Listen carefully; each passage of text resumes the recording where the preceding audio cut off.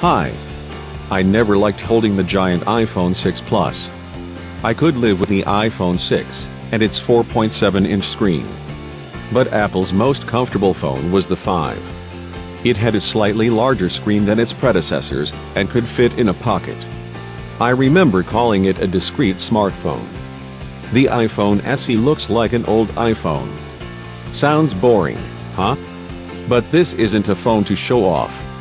It's a phone to go undercover with.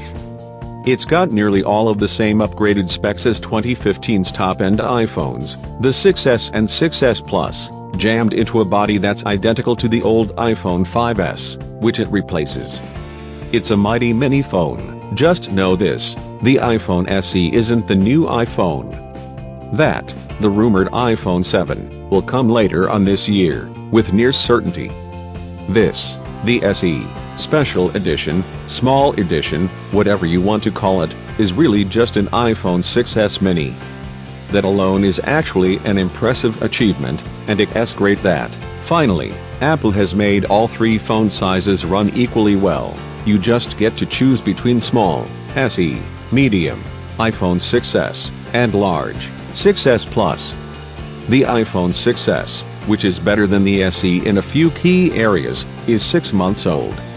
And in another 6 months, it'll get a price drop when the new 7 and 7 Plus models emerge. In the meantime, the SE is for anyone who still owns, and prefers, the smaller screen iPhones like 2013's 5S and earlier. When you're making the decision, it all comes down to screen. Can you, or can I, live with a smaller screen? Maybe you already have a small screen phone and don't want anything larger. I lived with the SE for a few days between Cupertino, New Jersey and Manhattan, trying to go back to a smaller size. But I realized that, maybe, the SE isn't meant for me. It's meant for those who didn't want a larger 6S in the first place. The list of 6S features you're not getting is comparatively small, except for the obvious screen downgrade. It's smaller, with lower resolution and less contrast. The SE has a lower resolution selfie cam, no 128GB storage option, and no 3D touch. I like where my fingers fall on the screen, and the home button. This is a one-handed, as you're running to the train phone. This is a standing in a crowded subway phone. It's a slip your phone out and sneak a picture phone. It's a gym-friendly phone. It's not a good sit on a plane for 7 hours phone. Or an I do all my work on my phone. I don't care about 3D touch, which offers you contextual menus depending on how hard you press the screen. If it mattered more to iOS, I would. But it's not useful right now. I forget about it. Losing it in the iPhone SE doesn't feel like a loss. Battery life, according to Apple, is better than the iPhone 6S. In particular, better web browsing time, 12 to 13 hours versus 10 to 11 on 6S, and video playback, 13 hours versus 11. We're still running battery drain tests, but in my everyday use it worked as well as I'd hoped for a small phone, and lasted an average day really well. As I keep using the iPhone SE, I realize how good the camera is. Its speed and features are identical to that of the iPhone 6S, which remains, with the exception of the newer, far more expensive Samsung Galaxy S7 line, the best smartphone camera out there. The old design is still attractive, self-contained, and maybe even easier to hold than the newer, curvier iPhone designs. The battery life is solid too. But if you find it lacking, the good news is that you can pick up a battery case for as little as $30.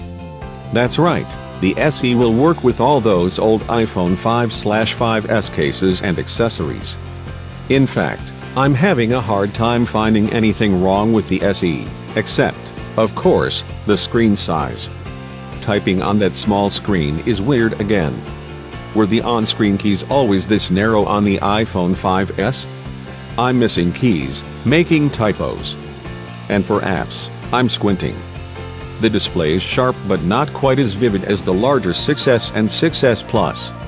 It feels, mostly, Like I got some magician engineer to gut and upgrade my old phone to premium processing, but that screen size shock only applies if you're moving from the comparatively spacious screens of the 6 and 6S, which no one buying the SE is likely to be doing.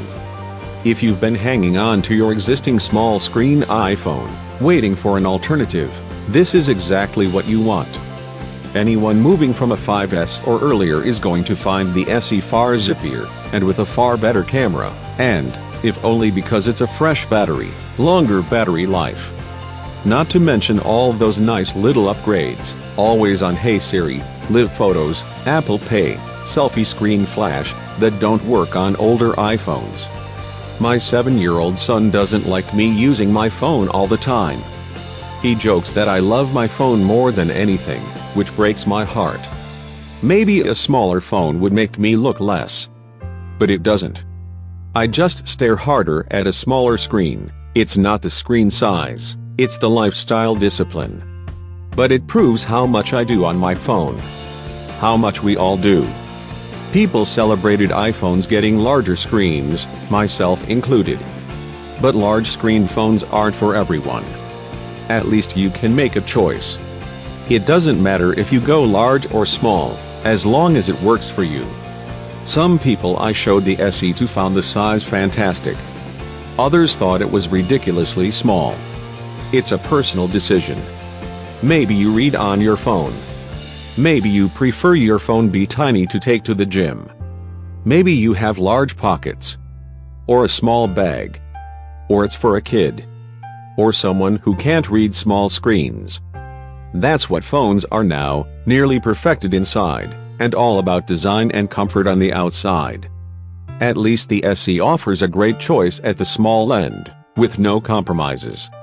As for me, I'm sticking with the 6S. Thanks for your attention.